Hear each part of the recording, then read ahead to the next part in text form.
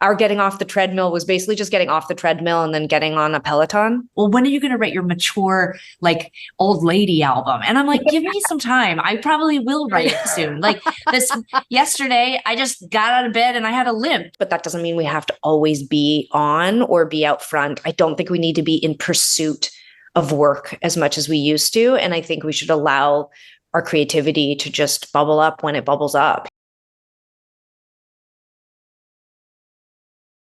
You are listening to The Current. I'm Jill Riley, and I'm joined by a couple of special guests, and we've been meaning to catch up with them for a while now. We finally got the opportunity, and I couldn't be happier. As in 18 years of The Current, they have been part of our playlist that entire time. And I am talking about Tegan and Sara. Join me here on The Current. Tegan and Sara. Tegan, hello. Sara, hello. How are you? Hi, Jill. Thank you so much for having us. We're really excited. We love The Current so much. So thrilled to have been a part of your long history and to have you include us. Yeah, we're Sara? really excited. Thank you so much. Yeah, there's a garbage truck going by, so I keep putting you on mute because I'm like, this is very professional. Sara from the very successful, popular, like just a very adult alley band, Tegan and Sara, and it's just like just screaming in the alley. I'm so sorry. We're so used to it at this point, you know? Yeah. I mean, this is the way of the world. And we're kind of just evolving into, not that I love the term, the new normal, but I've become very accepting of it because that's what we have to do. That's what we have to do in the year 2023. As we start off a new year, Tegan and Sara, before we, really talk about the present, I do want to kind of review just a lot of the projects that you've had going on in the past couple of years. Now, you have memoir, High School. Out of the research for that memoir came the album Hey, I'm Just Like You, kind of going through, just like a trip to the past and recording some early demos, re-recording some early demos. And this year, fall came the streaming TV series High School. You went on a tour. You've got the new record Crybaby. And also, you know what? I almost forgot about this because the two of you have had so much going on. There was an acoustic reimagining of the record So Jealous called Still Jealous. And I was just wrapping up my time at college radio when So Jealous came out. So that was really cool to, just go back and revisit that record because, for Tegan and Sara fans, people jump on at various times in your history and your timeline. That was the one, that was my introduction to your music. So it was a really special thing for me personally. But, if we could just kind of go back, because, you did spend a lot of time, examining the past for projects that are, in the present. So when it came to your memoir, High School, and making Hey, I'm Just Like You, and now there's that streaming TV series, High School. So I wonder if you could kind of just talk about that time, because it was, when you were really digging into that, like we were in the pre-pandemic world. Mm-hmm. Yeah, look, and all of our all those projects you talked about sort of started in 2018. So definitely pre-pandemic. But, Sara and I had come off of two really big pop albums like Heartthrob and then Love You to Death. And, preceding that, like three big indie records, like, starting with So Jealous and then The Con and Sainthood. We'd been working for 12 years straight, touring 250 plus days a year. And 2018, we just were like, make it stop. We want off the treadmill. And then it's so funny because our idea of getting off the treadmill was like, oh, maybe we'll do a podcast or write a book. And then, we were able to sell the memoir, which was based, about our time in high school in the 90s. And as you pointed out, found all these early demos from the 90s, decided to make that into an album, then decided it should be a TV show. And so our getting off the treadmill was basically just getting off the treadmill and then getting on a Peloton. Like it was basically just like, but the one thing we didn't do was go back out on tour in the way that we had in the past. And I think for Sara and I, we just have such full lives. Sara her and her partner just welcomed a baby 6 months ago. I have a dog. Our friends are so important to us. Their kids are important to us. Our parents are getting older.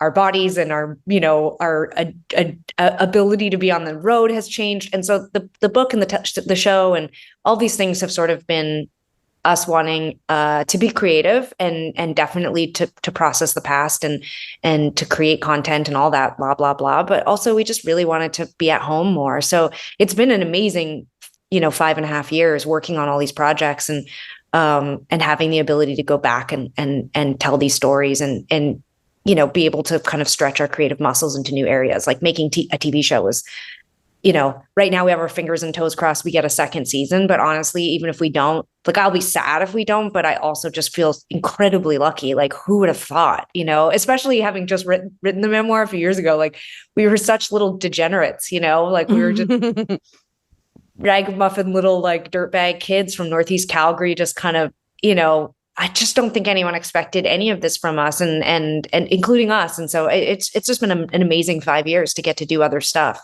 but music is of course, the heart of all of that. So. Yeah, it's at the heart and not just the music that you've made, but the music that brought you up to where you are. I mean, that truly brought you up. That's something that I can really relate to. Sara, Tegan just mentioned new baby. Congratulations. Something that, that you two have been really, I guess the word vulnerable is something that I really just comes to mind when I think of the two of you, the music that you make, and also how you connect with fans. And Sara, I know that you had talked about kind of the journey that you were on up to this point of finally being able to welcome baby into your life. So congratulations. I guess how are things going? I have a 7-year-old son, so I think we're about the same age. So I'm curious, how are things going? I mean, this is really such a big turning point, right? Yeah, I mean, I think that the sort of eras of our band and of our lives, I guess, as adult people, has always sort of been marked by albums. So it's really funny, new feeling to think about this era of my life, Tegan and Sara related, but also just my life as being sort of related to this thing that is not, it's not an album, it's a human child, but it does feel weirdly like it sort of marks this time in a really specific way. Mostly positive ways, it's like a new beginning and in some ways, it's not entirely clear to me exactly how he can be my muse, because I've always sort of like felt like, I've written songs about relationships and specifically mostly romantic relationships. And in some cases, I've obviously branched into my relationship with Tegan or my relationship to myself or, like that kind of thing. But yeah, I like, it's really new, he's 7 months old and it feels like a flash already, just like everything's happened so quickly. So I'm excited to see like where I guess my future creativity kind of which direction that heads in, because it does feel like it's changing, and there's a sort of not grief, but like I do feel like this is the most significant thing that's ever happened to me, where I feel like there's like the before Sid and then now there's the after Sid, like there really does feel like like a severing of myself or something. It's strange. Yeah. Yeah. And I think that's perfectly natural to feel. And even using the word grief, I think makes complete sense. I mean, I kind of went through that a little bit, just even in my career as a radio host. It was like, well, who am I now? And like almost like denying, like, this is me as radio host and this is me as, mother. Like I wanted to separate those things. But as far as trying to deny that, it didn't work. I realized right away it wasn't working when it's just like, that's my whole self. And honestly, bringing my whole self I just think that it's been really beneficial, like all around professional and personal life. It's interesting you say that too, because I think one of the things that's really striking me is how I'm still trying to sort of figure it out, but like a lot of my friends that are dads do not talk like this. Like they do not feel like they are able to more clearly define themselves outside of their existence as a father or a dad or whatever the role is that they wanted to call, however they see themselves. But there's just this like there's this feeling sometimes that I am trying to be like, oh, I'm this person and I'm a musician and I'm professional and I'm a creative person and I'm this and I'm that and I'm a mother. And then it's like the mother thing or the parent thing is like a magnet that is kind of sucking all the other stuff towards it. And it's a really strange sensation because, I mean, another friend of mine who's a new parent, she and I were talking about it the other day. And, I think that magnetic pull, lessens over time. But right now it's very challenging not to sort of want to use motherhood and parenthood as a filter, as like through which to see everything. And instead of denying that, we'd like sort of taking advantage of it for the time being. And it's so strange because it literally has nothing to do with Sid specifically. Like, it's not like I'm like, oh, he is doing this thing or he is requesting this thing of me. It's just that my identity feels shifted. And it's like the sort of profound, the sort of profound feeling of like, of being responsible for somebody else and having to really put someone before yourself. And maybe that again is like not to like shade any guys out there, but like I had COVID in December and I was like, I was sick for a couple of days and then Sid got COVID and I was like, oh, now the only thing I care about is Sid having COVID. Like, you don't even get to be sick anymore. Like, you really, truly, it really forces you to put yourself second, whether you want to or not. You can't be like, sorry, I know you're 6 months old and you have COVID, but like, mommy's I don't tired. feel well. Yeah. Like, I'm just going to go ahead and lay down for a bit, like Sure. You cannot. And so it's truly, and like, obviously to put it back into the context of, our band and my career as a songwriter and storyteller, I look forward to an embracing of the changes, and hopefully, I think in some ways the response to me having a kid is funny because I just don't think probably people ever thought, I don't know what it is about us, but like people are like, you have a kid? Like, it's not like, like I know other people who had kids and everybody's like, cool, like Jane had a kid, That makes sense. Right. That makes sense. Or, like, I think in some ways Tegan and I remain sort of stuck in time as like, I don't know, Tegan and Sara. And the idea that I have a child really forces people to sort of imagine me outside of the band. And it's been really interesting. And I'm excited to sort of like follow that path. Mm-hmm. Yeah, I'm talking with Tegan and Sara here on The Current. Well, let's talk about the latest record. Let's talk about Crybaby. Now, when I read the title, speaking of sibling dynamics, I had this reaction because my sister is about 7.5 years older than me. So when I see the word crybaby, I would think about how she would call me one. And I had this, like, I kind of tensed up because it can be a sweet term, but it also can like bring up that feeling of, oh, look at that crybaby. So let's talk about the record. When did the work start? What sort of motivated you at the time to even start thinking about writing? Or was there a plan to write a record, or were you just kind of, fiddling around with some ideas? I think in a weird way, it was kind of all of those things. Like, I think that we hadn't written an album of original music since 2016, like since Love You to Death, because as we had talked about in 2018, we started the process of writing High School, our memoir, and then put out Hey, I'm Just Like You. And then, of course, the pandemic hit. So I think there was like a natural kind of itch to scratch. Like, I think Sara and I both were like, well, I guess if we're not touring and out promoting this new album and book, we'll start writing new songs for a new album. I think we're also at a really unique and extremely, I feel incredible gratitude that we've gotten as far as we have in our career. We've been doing this 25 years. This Crybaby is our 10th album. Obviously, there's been a million projects peppered in between. So we also are at a place where we don't have to write a new album on a certain timeline. Like, nobody was standing there with like a ruler being like, okay, let's go, you guys. So yeah, we just kind of started the pandemic with this nebulous, like, sort of plan to just write some songs and see where it led. A million things happened during that time, beyond like the pandemic. Sara and her partner decided they wanted to have a kid. We reimagined our album So Jealous and recorded acoustic. We obviously made a TV show. All these other things were happening. But in the midst of all of that, we also we went to Warner, which was our record label the last 15 years, and we asked them to release us. We had one record left, and we asked if we gave them So Jealous, Reimagined, if they would release us. We'd been signed for 19 years to record labels. We'd been signed since we were teenagers. We felt this incredible desire to be our own business again and to be independent. And we really had an instinct that we didn't want to make a big pop album. We really didn't want to go that path anymore. We just wanted to be independent, and Warner were amazing. We have such a long history with them. They were incredible. They released us, and we left our managers of 18 and a half years. It was a beautiful uncoupling. They're some of our closest friends still. And so I think Crybaby is a product of all of that, of being off the road for the first time, having been very nostalgic for a long period of time.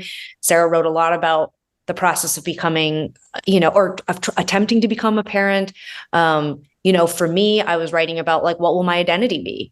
All I've ever been is either Sara and Tegan or Tegan and Sara. Like when we were kids, we were Sara and Tegan. We were a duo, and then we became a band, and I'm Tegan and Sara. And like a lot of my questions in this album were like, what are we and who will we be? And what is the next phase of my life? Like I'm technically in the second half of my life. I'm currently middle-aged. What does that mean? And so, I think Crybaby was a lot of things, but, at its core, I think we always write about love, relationships, heart, emotion, and the power of leaning into how you feel. And I think Crybaby, similar to the way we appropriated heartthrob for ourselves, heartthrob was a word associated with men, and we appropriate it for ourselves. And I think Crybaby is a word that's associated with weakness or silliness, and we wanted to appropriate it for something that was more serious. So the record Crybaby, I mean, even the way that the record kicks off, it's very high energy, and but it has like a youthful playfulness to it.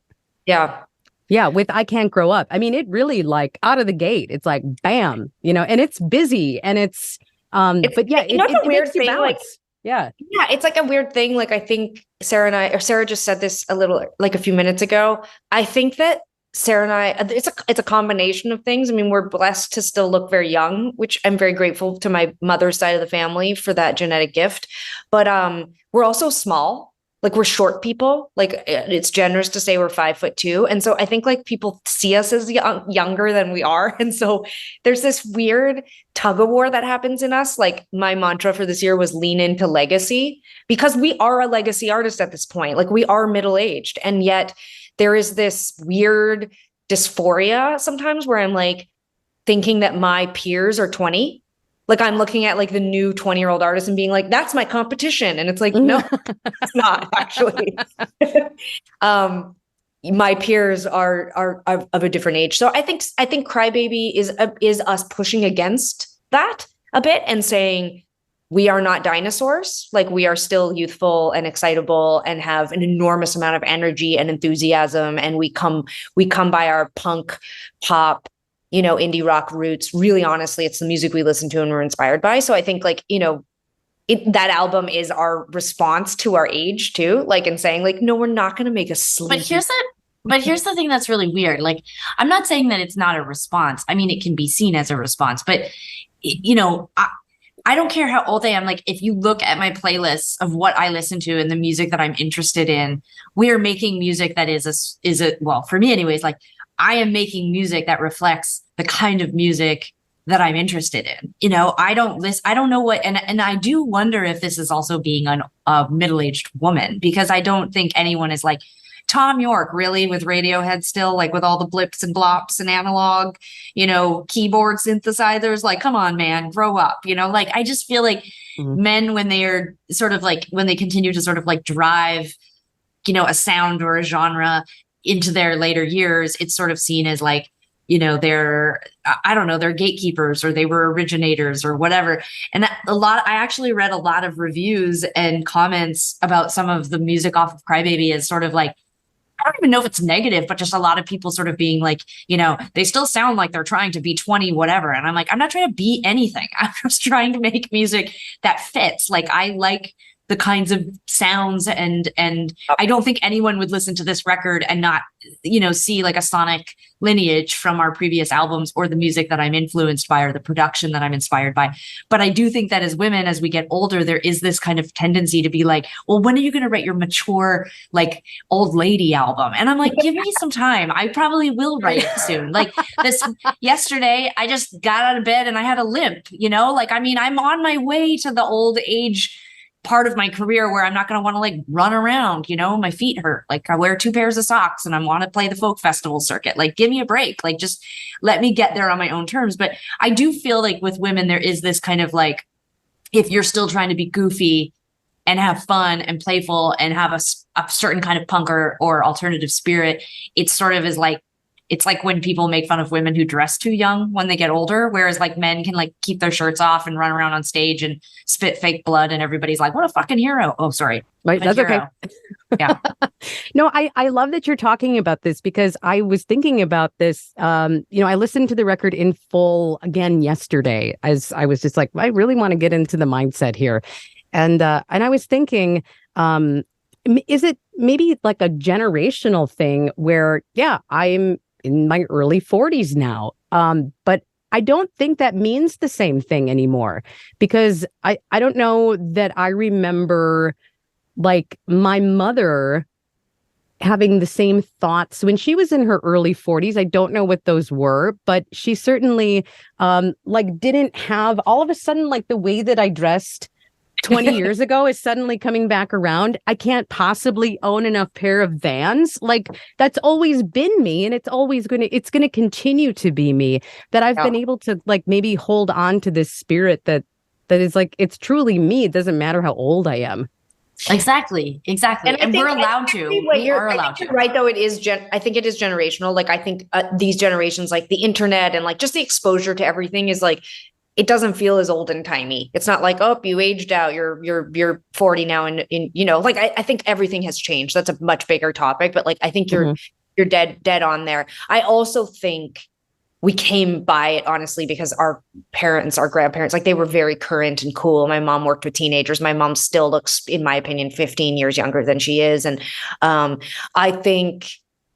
I think that there is it's so much more progressive these days, especially for women but I think certain parts of our industry are still really old school, like radio, especially pop radio. Like that's traditionally, like if you still look at it, it's like most of the artists on there are like in their early 20s or teens, like I think that, and when you look at the magazines and you look at like the models that are being chosen and you look at like who is getting coverage and, like this was the first cycle where it was like, yeah, you're not going to get a piece in Teen Vogue. You're not going to get a piece in Nylon. You're too old. You'll get a blurb in a younger artist who referenced you as their influence. And that's like, here's the thing. It's cliche to say, but like, good. We shouldn't, I would like to be in Teen Vogue because I do think we're really cool. And they did write about the show, which is cool. And whatever. But we're older now. Like, like our favorite thing to do is do podcasts. Like, I'm like, I don't even want to do music press. I'm like, I want to talk for an hour. I have a lot of thoughts. I have much to say, So, but I do think like musically, this era of Tegan and Sara, and this lends itself to everything we're doing. Like, we're expressing our power. We're expressing our knowledge and our power. We're leaning into legacy. Like, I wasn't like, I hope we can get a TV show. I was like, I want to tell our story. I want to talk about coming up in the 90s. I want to talk about queerness. When we went to Warner and asked to be let off the label, like, like the majority of what's on the major labels these days, it's just like, I don't want to be in that world. I don't want to think I'm in that world. I don't want to compete in that world. I want to be out. I want to own my music. I want to be powerful. I want to have shorter contracts. I don't, like we're in an empowered part of our lives and our career, and we're really leaning into that. And I'm really excited by that. But there is this tug of war because, I still find myself looking, like I said, at like these 20-year-olds are going on TikTok and being like, I don't know, we can do this. We're hilarious. We're fun. We're young. We're current. We meet all those artists and they're like, oh my God, Tegan and Sara, legends. And I'm like, I take it as a compliment. I'm like, this is cool. Like, so, it's the balance. I think, again, you hit the nail on the head. I think our generation, we're expressing ourselves in a different way and we see ourselves in a different way. And that's changing and it's exciting. Yeah, I love that. And your music career, or even, I've been on the radio for over 20 years now, which is wild. But I just think I run into this thing where it's like, am I still trying to prove something? Am I still, or am I just like comfortable, like having my seat now? And Yeah. then like being able to use that seat for good and to be able to, lift other people up. That's something that I really think about at this stage. That's leaning into legacy, Jill. Yeah, I love it. With Tegan and Sara here on The Current.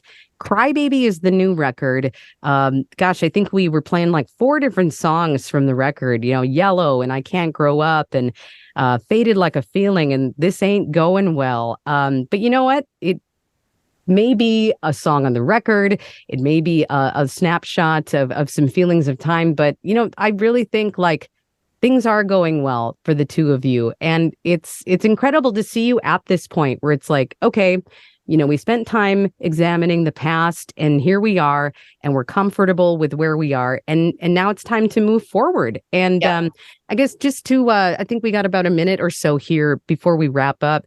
But what is that, looking forward, you've talked about what you want things to look like. Do you have any, just for the year or the next couple years, what's sort of like the mantra that's keeping you guys going forward? I think there's always a tendency for me to feel like things, like I need things to happen in succession to feel confident that whatever just happened to us wasn't a fluke. For me, 2023 is really about, can we follow up our memoir and our TV show with something in those worlds? It was really important for us to segue into other areas of creativity. So publishing, writing, and television. And so this year for me is really focused on like, we've planted the seeds. Can we grow the trees? Can we, and again, I try not to be too hard on myself. Like I think what happened with high school, both the publishing side and the TV side were pretty rare. And I don't want to like set us up for, failure or disappointment. But I just have this belief that we can continue to sort of like take up space and build out this new part of our creative business. So that's kind of like what I'm thinking about for the future. And also giving myself a little bit of a break in terms of the music part. I think we've really been in this like cycle for a long time of making new music and being patient with myself. Like it might take time, for our next musical steps to sort of like make themselves clear. Tegan, what are your final thoughts here as we wrap up?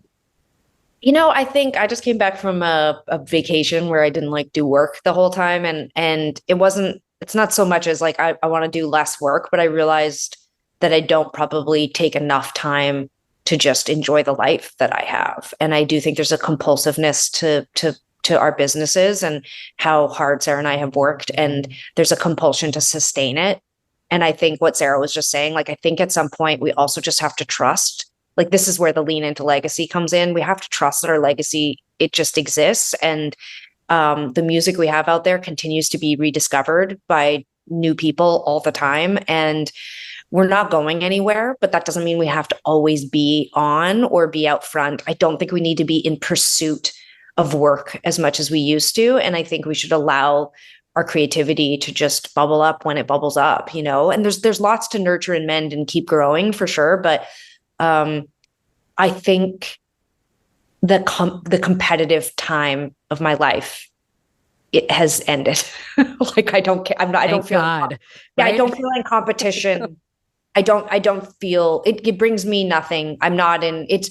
I said this a lot in 2022, but my legacy isn't going to be how many tickets we sell, how many records we sell or songs we stream. It's not going to be about winning awards. That's not my legacy. That is not what people are going to think about if I die. That's not it. It's about how I impacted the people in my life, my friends and family, the relationships I had, how I left the earth, what I did with my wealth within my generation. I'm one of those annoying people that really thinks we should, disperse our wealth in our generation. Like we shouldn't be leaving money to next generations. And so, I'm just focused on that. Tegan and Sara here on The Current and Crybaby. It's the latest record. In those plans in the next couple of years, when you do plot out some more live dates, we again, we're missing you here in the Twin Cities. I We'd know. love to see you. Yeah, I know that like sickness hit you guys on the fall tour, and we were like, no. We're coming back. We're coming back. Don't worry. We'll be there. We'll get Excellent. back. That's our city, Okay. the Twin Cities. That's us. Yeah, well, we, the thing with Minnesota is we're kind of Canada Junior, so I think that Totally. there is like a little bit of that kinship that I think if there's any sort of like country crossover appeal in any way, I think we're sort of that bridge to the north here in Minnesota. Well, Tegan and Sara, you guys just take care. Best wishes for the new year, and congratulations on all these projects. And I hope that you do get a season 2. I've just seen nothing but good things about the show, I know, about high school. It's so special. So yeah, fingers crossed. We'll probably hear in about a month. So everybody keep watching High School. Tell your friends and family. And thanks again. It was so nice to talk to you. All right, Tegan and Sara here on The Current. The Current is public media made possible thanks to member support.